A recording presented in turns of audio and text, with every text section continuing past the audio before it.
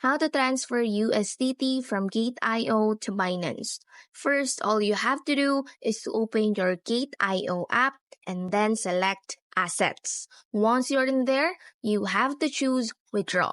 Since you are transferring USDT, you have to choose USDT as well. Then choose On-Chain Withdrawal. You will have to fill out some information like the address, the network, and of course the amount.